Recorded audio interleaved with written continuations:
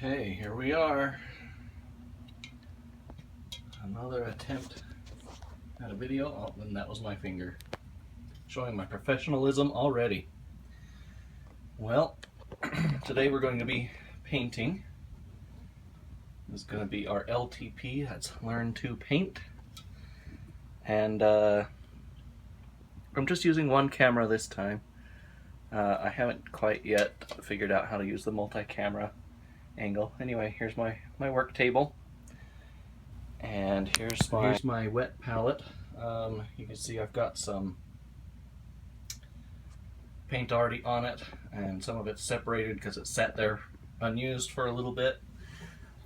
But I'm not terribly worried about it. So today I'm going to be working on, oh, you don't get a good light with that. Let's see if I can get a better angle here. Alright. You see her? Okay, normally this model is a, call him an Acolyth or whatever, in the Legion of Everblight.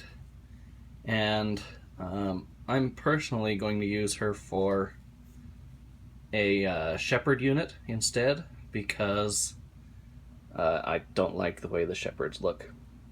Anyway, as you can see, I've mostly got the red on and the blue. I'm going to be doing the inside portions in here, and her armor up in here. So you can get started on it. Man, yeah, that's awful lighting.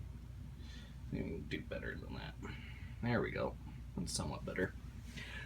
Alright, so I went out and got some new brushes just from Hobby Lobby, and they're still too big. I still really prefer my really teeny tiny, is a 10-0, which I think just means it's a 10-0, 10-0, because, you know, size 0, and then a double 0 is smaller than that, and on, adding zeros gets smaller and smaller. I think this one is a 10-0. Anyway, so let me see. Oh, here's my other Acolyth. Okay. So I'm swapping them because I want to use them as oh, I just barely said the word, shepherds, because I like these models much better than the shepherd models. If I ever get in heavy into things like competitive gaming and things, they want you to use the actual model, so I'll have to pick those up and use them. But since that's a ways away, I just like these models better, so I'm going to be using them. So today I'm going to be working on the internal parts here. So if you can see, that's a copper, and the interior is red on this one. But we've obviously alternating the red and blue on the new Acolyth, on the next one. So I'll be working on the interior portions here. Now normally I would want to start with the interior first, in case you get paint on the outside here. You know, you start splashing like right in here. Her elbow got blue because I was working on this blue belt. Well, if I'm working on the blue in here, well, maybe I'll get some blue on these red portions. And but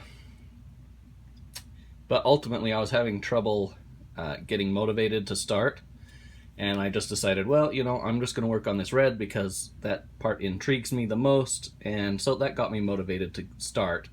And then I started working on the blue, and now it's kind of getting to the point where I have to do the hard fiddly bits on the inside. So with this model, I'm going to set it down here while I get my paints up here. So I'm using this, so I haven't gone to using professional ultra expensive fancy paint. I'm just using the paint from the hobby shop. So far I don't hate it, and maybe I would get better results with with the expensive paint. I don't know, I've never used the expensive paint. But since I'm just getting started and don't necessarily have a budget to go buying a whole ton of paints, I'm buying a whole bunch of cheap paints. And eventually, if it becomes necessary, I'll go ahead and increase or upgrade to the fancy paints. Okay. So the blue that I'm using is just true blue. And first I'm going to slap that in. Actually, no. I'm going to start with this darker blue. What do they call it? English Navy. Okay. I'm going to start with that here. And then I'm going to start back in the back recesses. And actually, I might want to switch to a larger brush, just because this one doesn't hold a whole lot of paint. So I'm going to pick up one of my new brushes. This one is a size 2, much larger brush.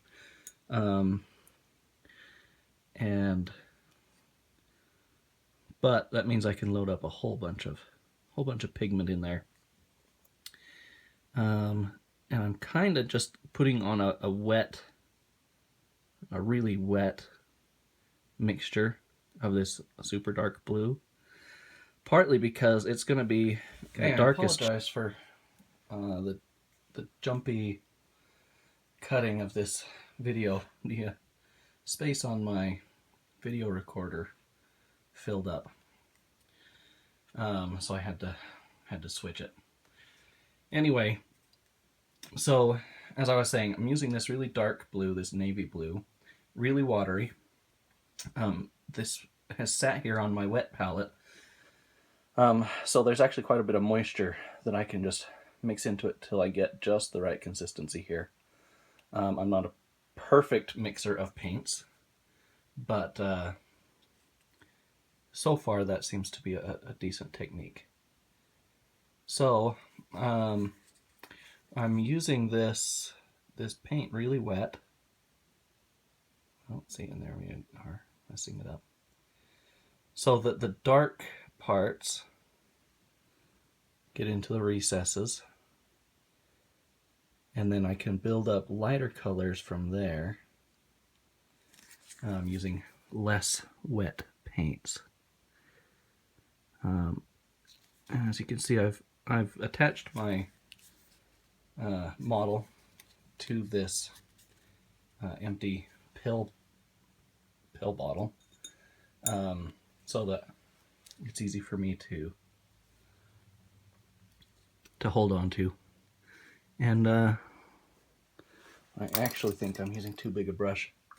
I can't get where I really want to get into, so I'm going to drop down to a single zero brush like this.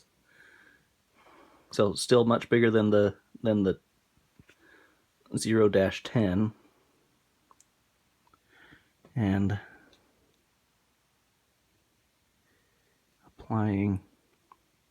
essentially just applying liberally, trusting that the really liquid, and I would almost say loose mixture of the paint will allow it to sink into the recesses, the darkest corners of this portion that I want to paint. I will use less and less of a wet mixture as I want to build up from this. Well, now you can definitely tell I am not a professional painter. Not yet. Because I've just really done a sloppy job there. And I think, while I'm waiting for that blue to dry, I'm going to move on to my brown for the leggings. The darkest color that I use for the leggings is a they call it burnt umber, and again, I'm applying it. Oh, let's get it centered in the camera. Applying it very wet, so it goes down. You can see it. It goes down into the texture. That's already in there in the model.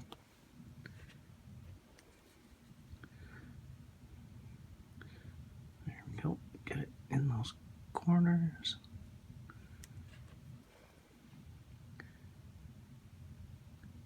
Here we go. So we've got brown all up and down that leg, and you can see the texture of that leg. I've got a wet enough mixture that it's just sinking right into those creases of the bandages on this bandaged leg. Apparently these guys don't wear shoes or pants. They prefer to wrap up their underparts with bandages. I don't know if that's a cultural thing, where they picked that up. Because I don't know, if I was going to war, walking around the dead, I would want to have some decent foot and leg protection. Now, especially since this model is an Acolyth, and if you know their role in the Legion of Everblight, what they do is they stock the pot. There's the spawning vessel, and whenever a warrior model dies,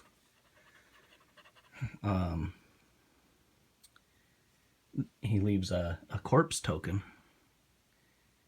and if these guys are in range, they're the ones that actually scoop up the corpses to put into the pot. And it seems to me, I mean, not only are they fighting a war or fighting a skirmish or a battle or whatever, in which I would want some heavy-duty boots, they're actually the ones crawling over the dead to pick up their corpses to put them into the pot for their arcane rituals. I would especially want to wear protection. Now, I actually worked as an assistant at a mortuary for a number of years, I think 3 years, where essentially I was on call every other night, and if somebody that passed away during the night, I would end up being the guy that would help the funeral director go to the person's home or to the old folks' home or whatever, wherever they were living, and help them to retrieve the body of the deceased. And that was interesting, but it might give me perhaps a unique perspective on the kind of protection that I would take if it was my job to scoop up the bodies of the dead for arcane practices. I mean, arcane or not, you know, those things, there's diseases, and people are kind of gross. Maybe I'm going off too much on a personal tangent, but I would wear big old boots and not just wrap myself in these wrappings. Now, I went ahead and, as you can see, I had some extra brown on my brush, so I went ahead and put that on the stick of her staff, the wood of her staff. Now, eventually I'll coat that with a more chocolate brown, but I guess I can go ahead and probably do her wrappings on her arms, put an umber layer on there.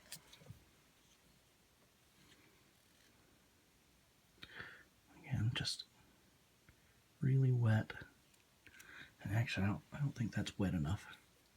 I'm actually going to mix a little more water in here. So I'm really just kind of slapping it on here. And even on these hands. So with this paint scheme,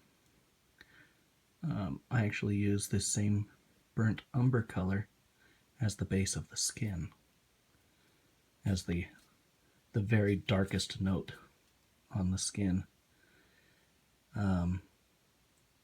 With these, so the Legion of Everblight, the normal paint scheme, oh, I hope you can see that.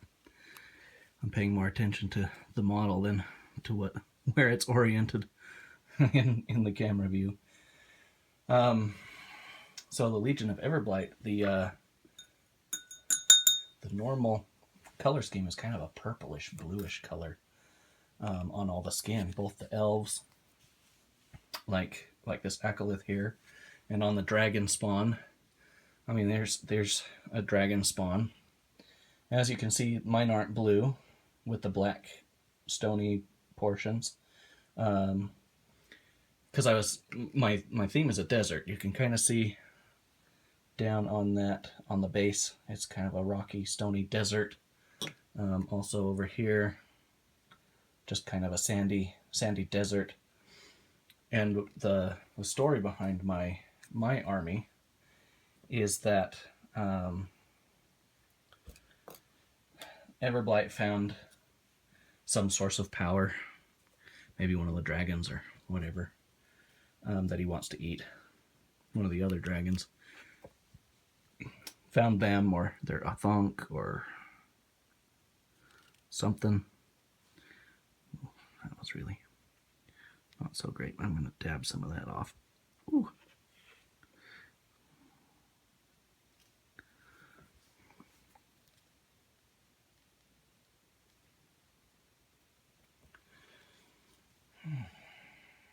Anyway, the story is that he found some source of power of some sort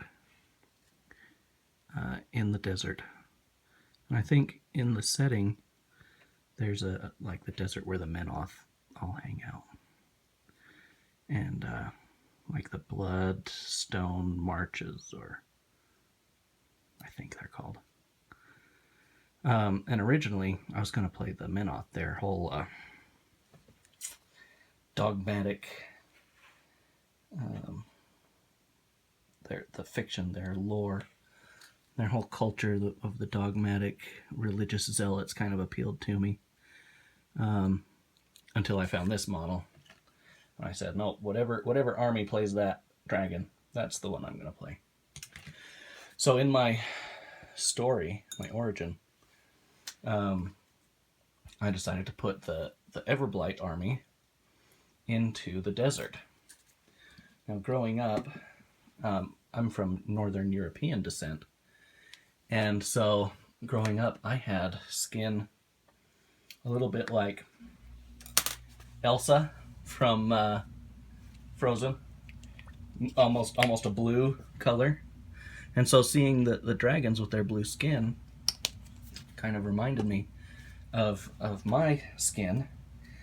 And then when I got older, I spent a couple of years down in Arizona, and spent a couple of years walking around outside in Arizona, getting lots and lots of sun.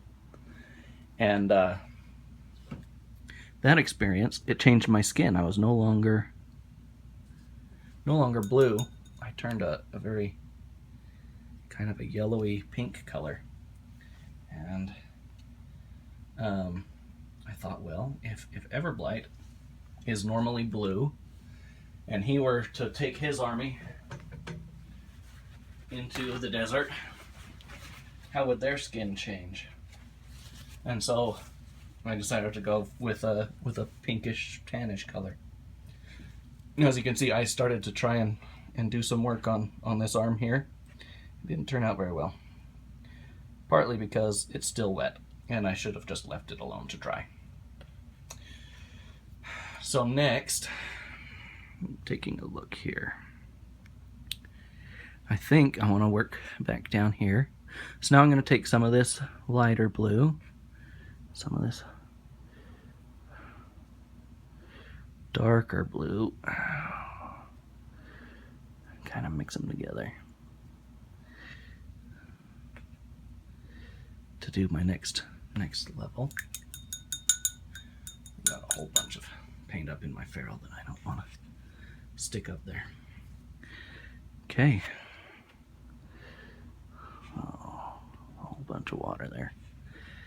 And like I said, I don't want it to be as thin a coat as the last one. This one I kind of want to go over the top with.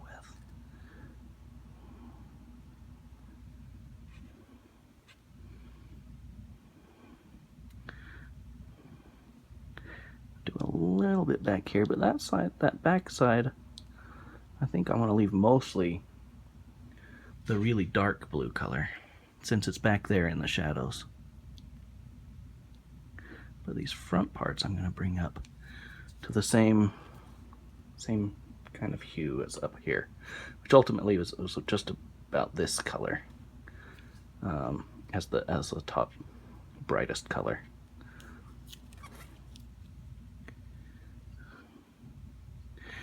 Now, part of my problem with this model, well, my problem with me, on here, you can see it's not very well defined right along the waist. Well, I think that I got a little bit too carried away with the super glue when I put this one together. So on this other side, you can see very well defined, what do you call that? The tummy. Very well defined, nice, you know, very elegant looking with the armor and the clothing underneath. And this one, I don't know if it's because of the positioning behind the staff or what, but not very well defined. I don't know if it was a miscast, a poorly cast item, or whether it was me. I suspect it was me that I got excited with the super glue when I did that. Okay, so now my browns and my blues are drying. I'm going to take just a moment here and use a little copper, because I think I've used that up almost all the way there. I'm going to use just a tiny dab to go on her little bangle back here. She has this jewelry that kind of hangs, and I did a base in this yellow color here. Then on the top of that, I did some true metallic gold. Then, oh, let's see if you can see it. Then, for a couple of the details, I'm using this true metal copper, just to give it some variety. You know, she likes a little variety. Oh. And now right there you can see there's some blue right on top of my red, which is part of why I should have done the interior of the blue first. So I'm gonna have to repair that a bit. But I think that'll work.